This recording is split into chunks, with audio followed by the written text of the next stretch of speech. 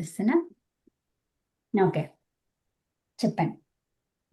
ఓం ఆపామివామప విశ్వమనాహుతి మపా ఆపారాతిం దిర్విదద్రామగాయతః ఆరే దేవా ద్వేషో అస్మద్యుహోతనోరునః చర్మయశ్చతః స్వస్తయే. ఋగ్వేదం. ఓం సహనా భవతు సహనౌ భునక్తు సహ వీర్యం కరవావహై తేజస్వినావదీతమస్తు మా విద్విషావహై. ఋగ్వేద మంత్ర భావార్థము.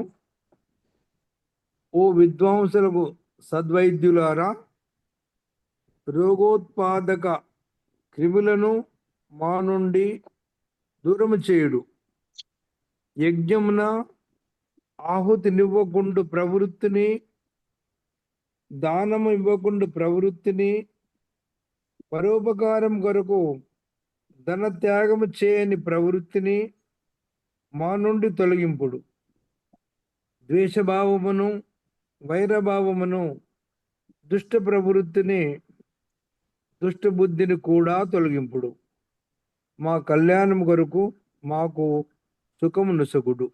ఓం శాంతి శాంతి శాంతి. శ్రీభ్యో నమః. అందరి నమస్కారం. ఓం నమస్తే అండి, అందరికీ నమస్తే. ధన్యవాదాలు ముని గారు. ఇక్కడ చూడండి, సూచన అని ఉంది కదా. ఈ సూచన ఏంటో రాసుకోండి. వర్గము యొక్క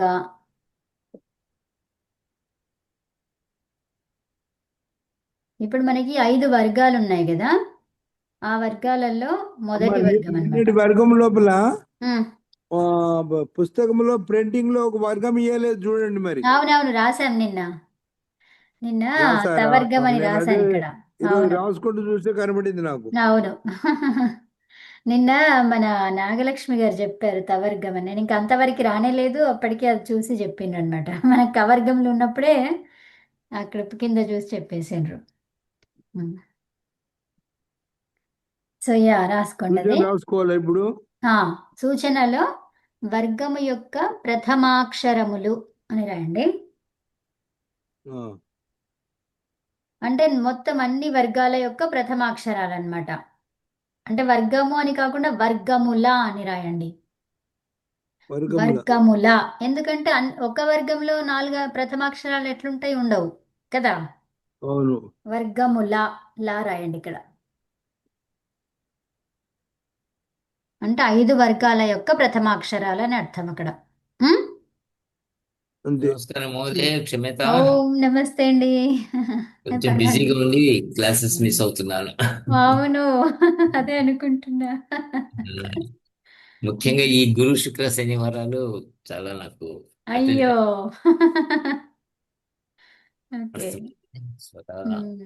స్వర వ్యంజనాలు అయిపోయినాయి. ఇప్పుడు ఏది ఇక్కడ ఇది వర్గముల యొక్క ప్రథమాక్షరములు ఏమున్నాయి? క చ ట త ప.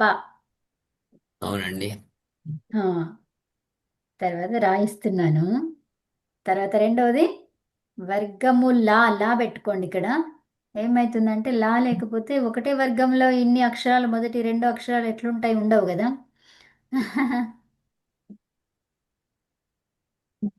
వర్గముల. వర్గం వేరు చెప్పారు కదా మేడం. ఇక్కడ ఏంటండి? మీరు అన్ని వర్గాలు కలిపి వర్గములా అంటున్నారు, కానీ ఇక్కడ కవర్గము వేరే కదా. కవర్గము వేరు, చవర్గము వేరు, టవర్గము వేరు, తవర్గం వేరు, పవర్గం వేరు కదా. మేడం మీరు నిన్న అనునాసిక అనుస్వర రేపు చెప్తా అన్నారు కదా. చెప్తానమ్మా.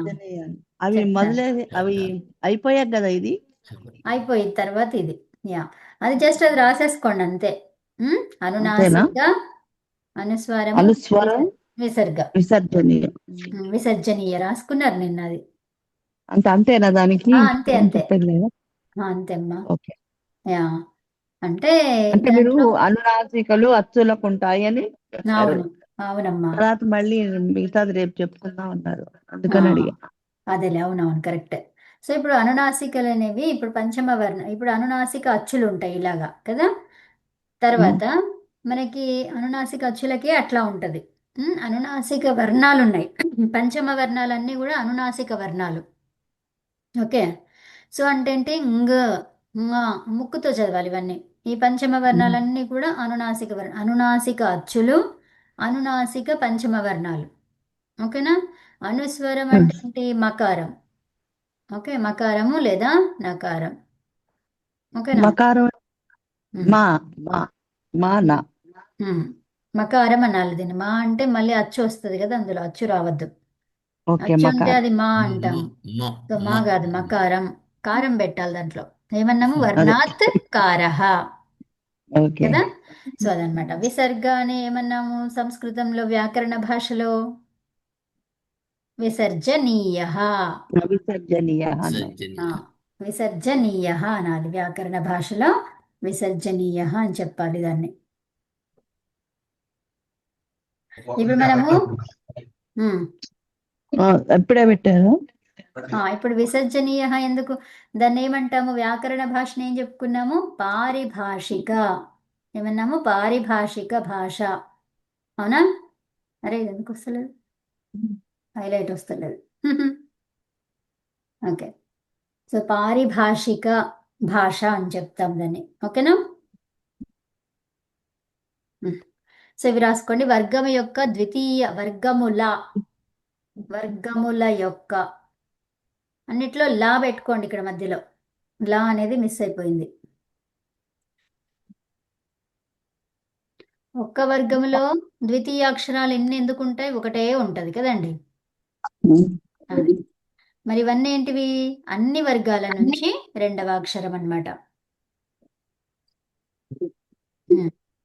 వర్గముల యొక్క ద్వితీయ అక్షరములు. మీరు బుక్ ఉన్న వాళ్ళు అక్కడ లా అనేది పెట్టేసుకోండి, రాసుకుంటుంటే నోట్స్లో కరెక్ట్గా రాయండి. తర్వాత వర్గముల యొక్క తృతీయ అక్షరములు. ద్వితీయ అన్నారు. ద్వితీయ కదా? ద్వితీయ అయిపోయింది కదా, రాయలేదా? రాయండి. యా, రాసుకోండి అమ్మా, రాయండి. వర్గముల యొక్క ద్వితీయ అక్షరములు ఖ, ఛ, ఠ, థ, ఫ.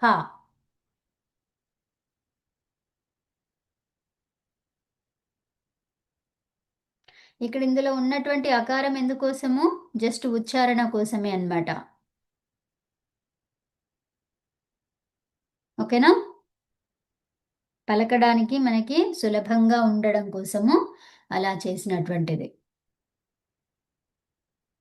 మనకి వ్యాకరణంలో ఈ కకారము అంటే జస్ట్ కకారమే రాయాలి, అందులో అకారాన్ని రాయొద్దు. అది. నెక్స్ట్ వర్గము యొక్క తృతీయ అక్షరములు.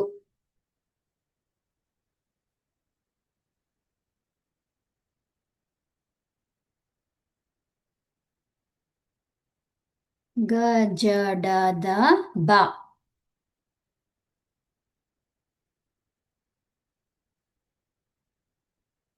వర్గము లా చెప్పలేదు నేను, లా రాసుకోండి.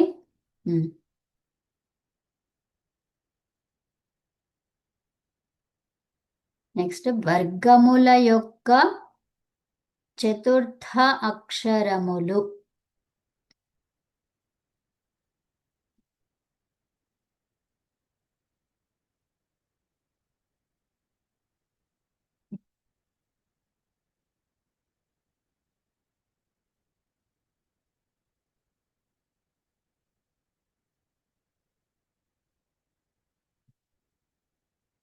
అవి ఘ, ఝ, ఢ, ధ, భ.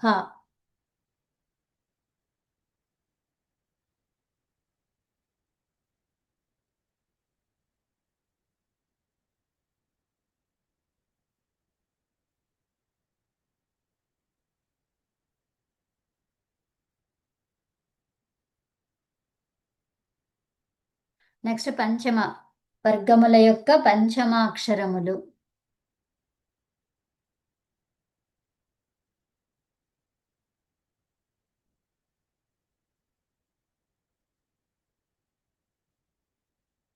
ङ, ञ, ణ, న, మ.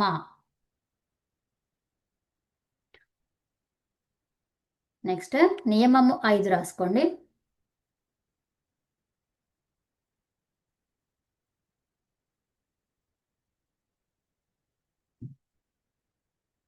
అచ్చహీనం.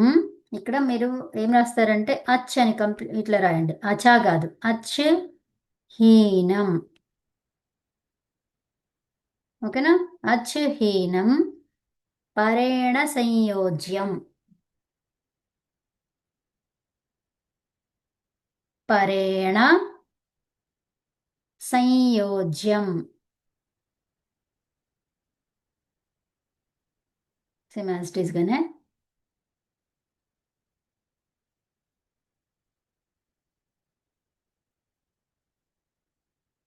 అచ్చహీనం హీనం పరేణ సంయోజ్యం. ఒకవేళ అది ఫస్ట్ రాసేసుకున్నాక దాని గురించి చెప్తాను. ఒకవేళ పదానికి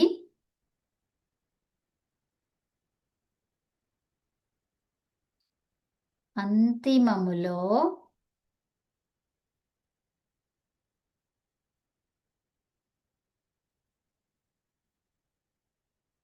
వ్యంజన వర్ణము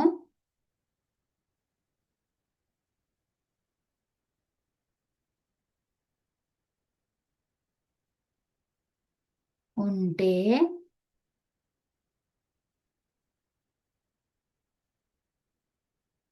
అది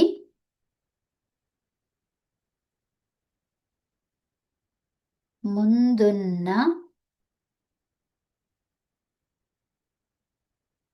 స్వరవర్ణముతో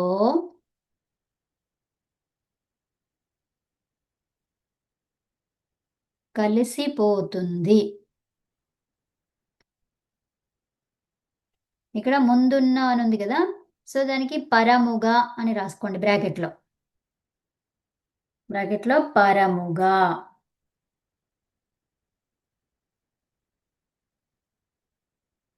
ముందు అంటే మరి అది వేరే రెండు అర్థాలు వస్తుంది, అందుకని పరముగా అని క్లిష్టత లేకుండా ఉండడానికి స్పష్టత కోసం రాసుకోండి.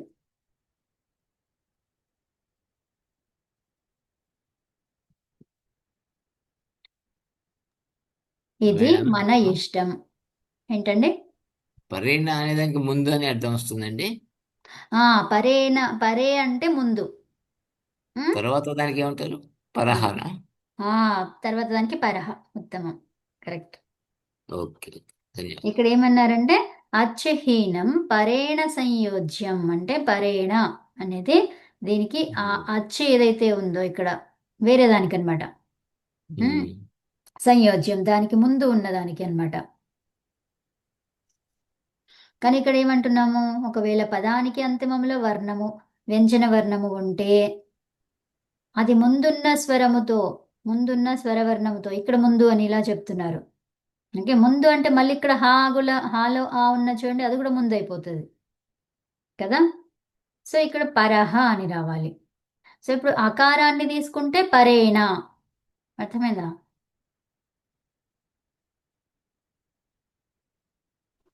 అవునమ్మా. పరే అని చెప్పుకుంటాం అనమాట. అందుకనే ముందు అన్న మాట కరెక్ట్ గా ఉపయోగించడం ఉండదు. అందుకే పరంగా అని చెప్పుకుంటే బెటర్ అన్నమాట. పరంగా పూర్వంగా. ఇక్కడ ముందున్న అంటే ఇప్పుడు హకారానికి ఉన్న అకారం మకారానికి పూర్వం చెప్తున్నామా, లేకపోతే మకారం తర్వాత చెప్తున్నామా? అర్థమైందా? సో ఇప్పుడు ఇక్కడ వాక్యం ఏంటి, మకారం తరువాత అన్నమాట. ముందు అంటే ఏమైపోయింది, ఇక్కడ అయిపోయింది. ఇక్కడ పరేణ అంటే తర్వాతదే అనిపిస్తుంది మేడం. తర్వాత పరేణ అంటే తర్వాత. ఎందుకంటే అదే. మకారానికి అకారం పోయి అహమధ్య అని వచ్చింది. కరెక్ట్. తర్వాత అన్నమాట ఇక్కడ. తర్వాత అందుకే పరం అని రాసుకోమన్నాను నేను. కరెక్ట్. ఇక్కడ ఇక్కడ అచహీనం అంటే ఏందండి? అచహీనం అని ఎందుకు వచ్చింది అక్కడ? అచ్ అనేది లేదు ఇక్కడ దీంట్లో. అది మకారములో అచ్చు లేదు. అంటే అచ అహీనం అంటారు. అది అచ్చహీనం, అందుకే అచ్ అని రాసుకోమన్నాను. అచా కాకుండా అచహీనం. అచ్చుహీనం అది విడిగా రాయండి. అచ్చుహీనం రెండు వేరు వేరు పదాలుగా రాయండి, అలా కలపడానికి రాదు అది.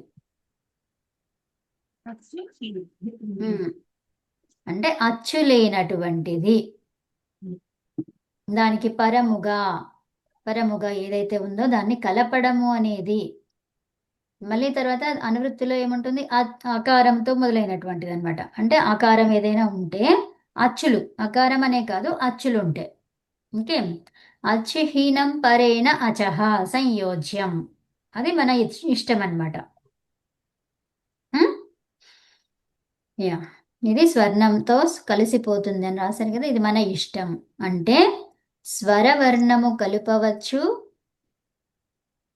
లేదా విడివిడిగా కూడా రాయవచ్చు. సో ఇప్పుడు దీని గురించి చూద్దాం.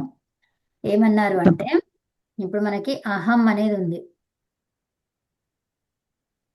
తర్వాత అద్య ఉంది,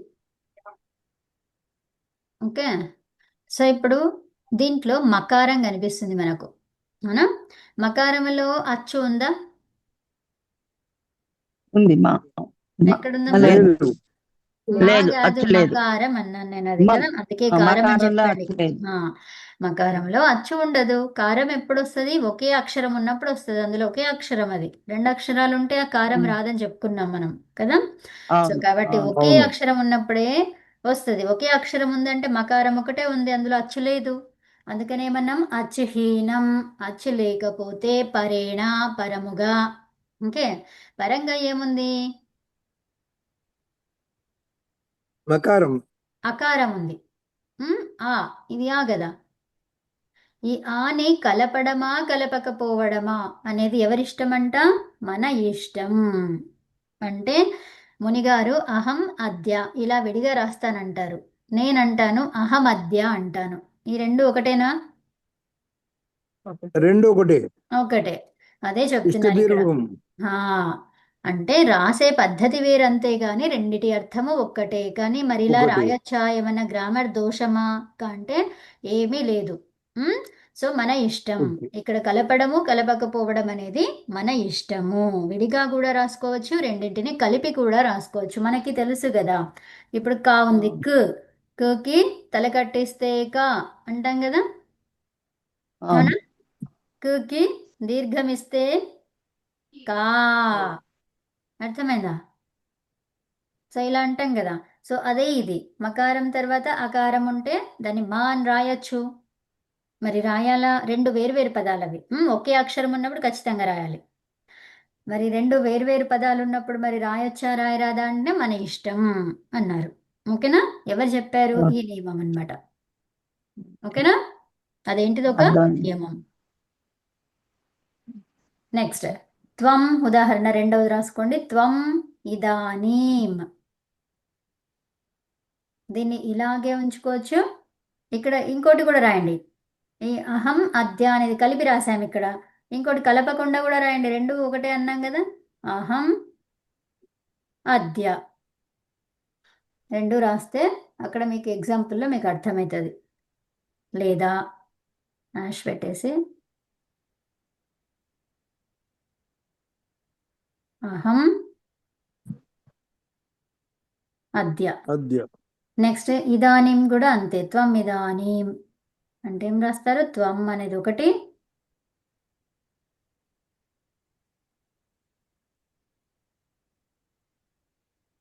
త్వం విడివిడిగా ఇదానీం.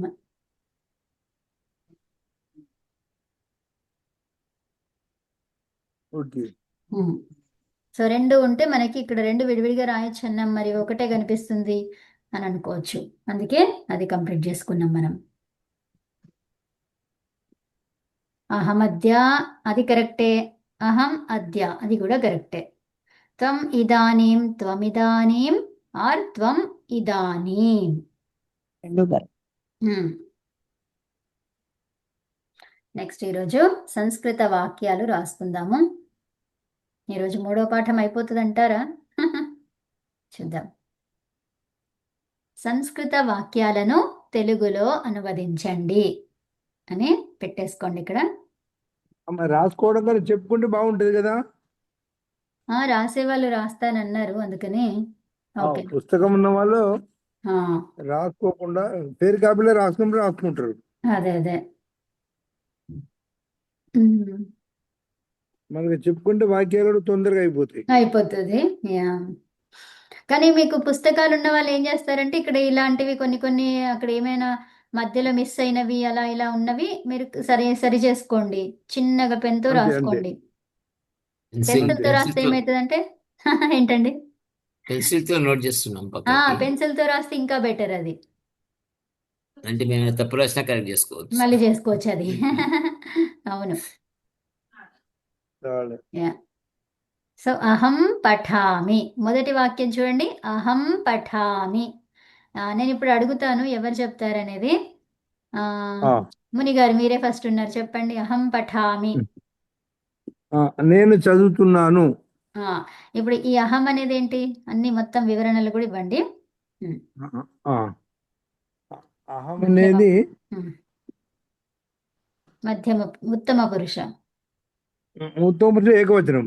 ఆ, తర్వాత పఠామి. పటామి క్రియాపదం. ఉమ్, అది దేన్ని అనుసరించింది? కర్తను అనుసరించింది. కర్తను అనుసరించే నియమం ఏంటిది అది? ఉమ్, మొదటి నియమమా? ఒకటో నియమం. అది ఎలా అనుసరిస్తుంది? పురుషను వచనమును. ఓకేనా? పురుషం వచనము. ఉత్తమం.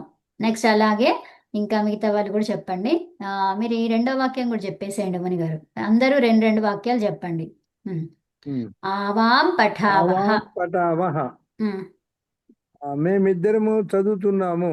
ఉమ్, ఈ వాక్యం కూడా ఉమ్, కర్తను అనుసరించింది. ఉమ్.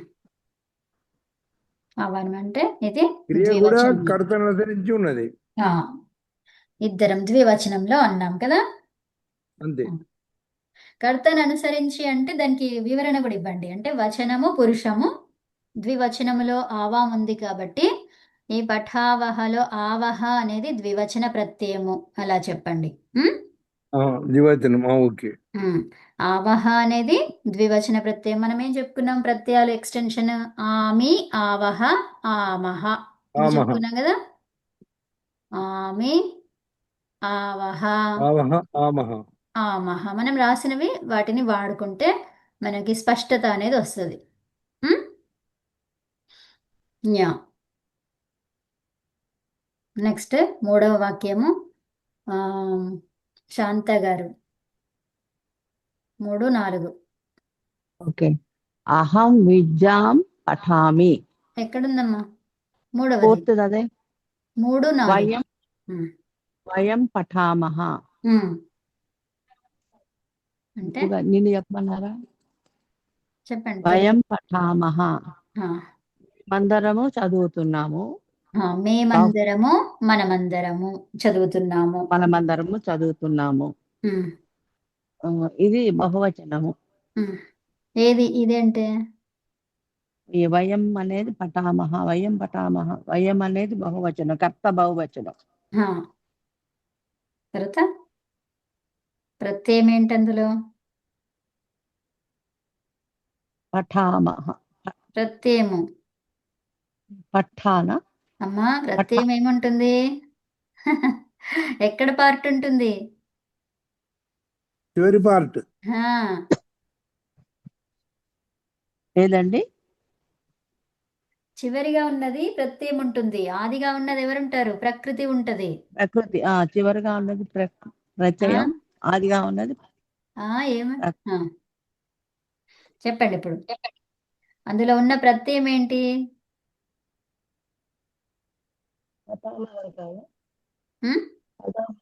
అమ్మ నేను చెప్పినా చెప్పండి. ఆమహ. ఆమహ అనేది ప్రత్యయం. ఓహో, పఠ అదే అనేది చెప్పాలి. తెలుసు నాకు, కానీ అది అర్థం కాదు. చెప్పడానికి రాలేదు. అదే అదే. ఆమహ అనేది ప్రత్యయం. తర్వాత నెక్స్ట్ 4వ వాక్యం చెప్పండి అమ్మా. అహం విద్యాం పఠామి. ఇక్కడ విద్యాం కాదు, ఇది మహాప్రాణం కాదు, ఇది అల్ప ప్రాణం. ఇది ఈ విద్యాం. దకారానికి యకారం అదేంటి, అది ఒత్తుగా వచ్చింది. ఇది ఇదనమాట. విద్యాం అనే దీంట్లో ఉన్నటువంటిది అది. ఓకేనా? సో దాన్ని ఎలా రాస్తారు అంటే ఇలా రాస్తారు. మహాప్రాణ ధ అయితే ఇలా రాస్తాం. ఓకే. అందులో ఇది ధ ఒకటే, ఇందులో ద యా రెండు ఉన్నాయి. విద్యాం. ఓకే. విద్యాం. విద్యాం. విద్యాం అంటే చదువు అనుకోండి. చదువేనా? చదువును. చదువు కాదు. చదువును. ఉమ్. ఆయాం అహం విద్యాం పఠామి. నేను విద్యను చదువుతున్నాను, నేర్చుకుంటున్నాను. ఉమ్. అది. తర్వాత దాంట్లో ఏమేమి ఉన్నాయి? అందులో అహం అనేది ఏకవచనం, ప్రథమా విభక్తి, ఉత్తమ పురుష. ఉత్తమ పురుష ఉమ్. ఇంకా ఏకవచనం, ఉత్తమ పురుష. ఇంకా విద్యాం అనేది కర్మపదం, ద్వితీయ విభక్తి. ఉమ్. పఠామ క్రియాపదం, ఆమహ అనేది ప్రత్యయం.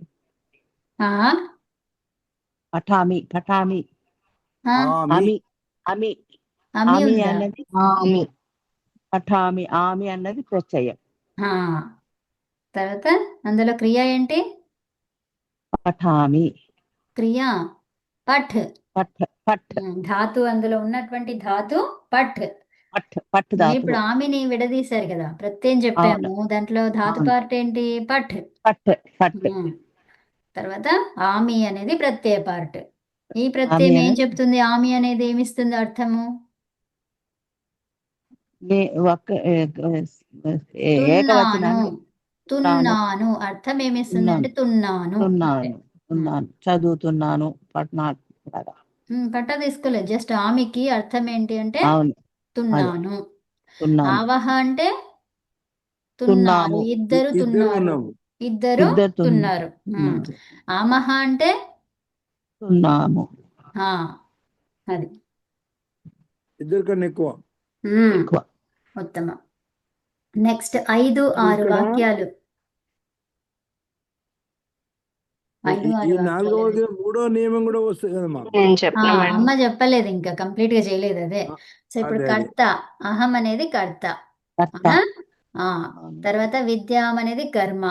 కర్మ. ఈ కర్త పాఠం అనేది అనేది ప్రథమా విభక్తిలో ఉండాలి, కర్మ పదం అనేది ద్వితీయ విభక్తిలో ద్వితీయ ఉండాలి విభక్తిలో ఉంది. అనేది రెండవ నియమం. ఓకే. మూడవ నియమం ఏంటిది? మూడో నియమం అమ్మా. రెండో అదే నియమం మూడవ కాదు. నియమం, అవునండి, కరెక్ట్. ఇంకోటి ఏంటి? కర్తని అనుసరించి క్రియ ఉండాలి. ఇది ఉంటుంది. కర్తను అదేనా? అనుసరించి క్రియ ఉండాలి. అవును. అవి నియమాలు. సరే, ఆ నియమాల ఒక్కసారి గురించి నేను నంబర్ మళ్ళీ చెప్తాను. Same word, same sentence. చెప్పండి. అహం విద్యాం పఠామి. ఉమ్. నేను విద్యను నేర్చుకుంటున్నాను. అది వాక్యార్థము. ఉమ్. అహం అనేది ఉత్తమ పురుష. ఉమ్. ఇది ఇది కర్త పదం. ఉమ్. అహం నేను అనేది కర్త పదం. ఉమ్. ఇక్కడ విద్యాం అనేది కర్మ పదం, ఉమ్. పటామి అనేది క్రియాపదం. ఉమ్. పటామిలో అమి అనేది ప్రత్యయం. అమ్మి కాదమ్మా, అమి అమి కదా. అది దీర్ఘం. ఆమి ఆమి ఉమ్. ఆమి అనేది క్రియా ప్రత్యయము. ఉమ్. పట్ అనేది క్రియా ధాతువు. ఉమ్. ఈ ధాతువు ఎప్పుడు కర్తని అనుసరించి ఉంటుంది. ఉమ్. ధాతువు కాదు, ధాతువు కర్తను అనుసరించి క్రియాపదం. ఉండదు, క్రియాపదం. ఏం చెప్తారు? పదము కదమ్మా. ధాతువుకి ప్రత్యయము తోడైతే ఏమైంది? అది పదం అయ్యింది. ఆ పదం పదం. అనేది కర్తను అనుసరిస్తుంది, కానీ ధాతువు కర్తను అనుసరించాల్సిన అవసరం లేదు. అర్థమైందా? ధాతువు కర్తను ఎందుకు అనుసరిస్తుంది? ఎవరిని అనుసరించదు, అది ధాతువు ఇండివిజువల్ అది. పదం అనేది అనుసరిస్తుంది. ఎవరు చేస్తున్నారు అన్నప్పుడు అక్కడ ఆమి ప్రత్యయం ఉండడం చేత వచ్చిందనమాట, మొత్తం పదం అయ్యింది అది. ఆమి ఒకటి ఉంటే సరిపోదు మళ్ళీ, అవునా? ఆమి ప్రత్యయం ఉంటే కూడా సరిపోదు, ఏమీ చేయరాదు. ధాతు ప్రకృతి కూడా ఉండాలి. కాబట్టి ప్రకృతి ప్రత్యయం రెండు తోడైతే పదమైంది. ఆ పదమునే దీంట్లో వాడుకోవడానికి వీలున్నది. మీరు ధాతువు అన్నారనుకోండి, ధాతువుని వాడడానికి అర్హత ఉన్నదా వాక్యంలో? లేదు. ఆ పదం నా ప్రయుంజీత, పదం కాని దాన్ని వాడడానికి వీలే లేదు, అవునా? అది ఎన్నో నియమం అది? ఇక్కడ ఉన్నటువంటి వాక్యం అంతే, అదే నియమము. ఎన్నో నియమం అది? 4వ నియమం. ఉత్తమం. నాలుగో నియమం. అది. ఓకే, మన ఎవరు ఇందాక చెప్తానన్నారు? పుష్ప గారు చెప్పండి. 5, 6. Okay madam. ఆవాం క్రీడాం పశ్యావహ. ఆ, ఆవాం అనేది ప్రథమ విభక్తి, ఉత్తమ పురుష ఏకవచనం. ఆ. ఇది కర్తపదం అండి. అమ్మ అమ్మ మళ్ళీ క్రీడాం అనేది మళ్ళీ కర్మపదం. అగైన్ ఆవాం ఫస్ట్ నుంచి. ఆవాం క్రీడాం పశ్యావహ. ఉమ్, ఆవాం అనేది ఉత్తమ పురుష ద్వివచనం. ఉమ్, ఇది కర్తపదం. క్రీడాం అనేది కర్మపదం. క్రీడాం కూడా క్రీడాం అనేది ద్వితీయ విభక్తిలో ఉంది, కర్మపదం అయ్యింది. ఉమ్, పశ్యావహ అనేది ఉత్తమ పురుష ద్వివచనం అన్నమాట. ఉమ్, దీనిలో పశ్య అనేది ధాతువు, ఆవహ అనేది ప్రత్యయం. ఉమ్, మొత్తం కలిపి క్రియాపదంగా పశ్యావహ ఉత్తమ పురుష ద్వివచనంలో ఉంది. ఈ వాక్యం మొత్తం కర్తరి వాక్యంగా ఉంది. కర్త ప్రథమ పురుష ద్వివచనంలో ఉంది. కర్మ ద్వితీయ విభక్తి కాదు మేడం, ప్రథమ విభక్తి ద్వివచనంలో ఉంది. ప్రథమ విభక్తి ద్వివచనంలో ఉంది. కర్మపదం ద్వితీయ విభక్తి ఏకవచనంలో ఉంది. పశ్యావహ అనేది ఉత్తమ పురుష ద్వివచన పదం. దీంట్లో మనకి దేనికి లింక్స్ ఉన్నాయో అవి చెప్పలేదు, అన్ని ఏమేమో ఓకే ఒంటరిగా మేడం. చెప్పారు. లింక్ చెప్పండి ఓకే మేడం.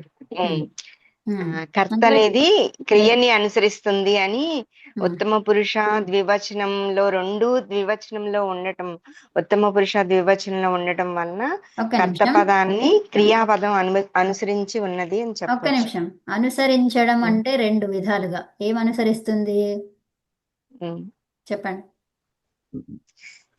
ఏమనుసరిస్తుందంటే కర్త ఏ పురుషులో ఉందో పురుషము క్రియ కూడా అదే కాదు, పురుషులో ఉంది. పురుషము విషయాలు చెప్పండి. పురుషము ఇంకా వచనము. వచనం, అంతే. అవి చెప్పాలి ఫస్ట్ మీరు.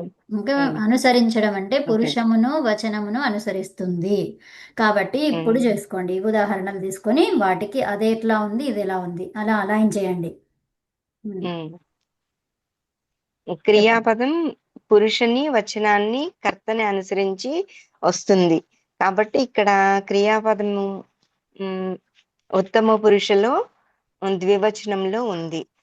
అలాగే కర్త కూడా ఉత్తమ పురుష ద్వివచనంలో ఉంది. కాబట్టి క్రియాపదం అదే వచనాన్ని అదే పురుషుని అనుసరించి పశ్యావహ అనే విధంగా వచ్చింది. తర్వాత వయం పాఠశాలాం గచ్చామహ. వయం అనేది ఉత్తమ పురుష బహువచనం. గచ్చామహ అనేది కూడా ఉత్తమ పురుష బహువచనం. ఇక్కడ కర్తని క్రియ అనుసరించి ఉత్తమ పురుష బహువచనంలో వచ్చింది. పాఠశాలాం అనేది కర్మపదం. కర్మపదం ద్వితీయ విభక్తి ఏకవచనంలో ఉంది. కర్తపదం ప్రథమ విభక్తి ఏకవచనంలో ఉంది. అంటే దీని ప్రథమ విభక్తి కర్త పదం బహువచనం. Sorry madam. కర్త వయం అనేది ఉత్తమ పురుష బహువచనంలో ఉంది. కర్మపదం ద్వితీయ విభక్తి ఏకవచనంలో ఉంది. గచ్చామహ క్రియాపదం ఉత్తమ పురుష బహువచనంలో ఉంది. కర్తరి వాక్యం అని చెప్పడానికి కారణం ఇక్కడ ఏంటంటే కర్తపదం ఏమో ప్రథమ విభక్తిలో ఉంది, కర్మపదం ఏమో ద్వితీయ విభక్తిలో ఉంది. గచ్చామహ అనే క్రియాపదం ఏమో కర్తని అనుసరించి ఉత్తమ పురుష బహువచనంలో ఉంది. లింక్స్ జోడించండి. ఇంకా వయం ఉత్తమ పురుష బహువచనం అనేది ఈ రెండిటికి అదే కర్తని అనుసరించి ఉత్తమ పురుష బహువచనం వయం అనేది ఉండబట్టి క్రియాపదం ఉత్తమ పురుష బహువచనంలో గచ్చామహ అని వచ్చింది. గచ్చ అనేది ధాతువు, ఆమహ అనేది ప్రత్యయ పదం. ఉత్తమ పురుష బహువచన పదం. నెక్స్ట్ పాఠశాలకి ఎలా ఉండాలి? పాఠ ఎప్పుడు కూడా పా- కర్మపదము ద్వితీయ విభక్తిలోనే ద్వితీయ ఉండాలి. విభక్తిలోనే ఉండాలి. వచనం అవసరం చెప్పకండి, ఇక్కడ ఉన్నది చెప్పారు. ఉమ్, కానీ రూల్ ఓకే ఏంటి? మేడం. ద్వితీయ విభక్తిలో కర్మపదం ఉండడం. కర్తృపదం ఉమ్, ఎప్పుడు కూడా ప్రథమ విభక్తిలో ఉండాలి. ప్రథమ విభక్తి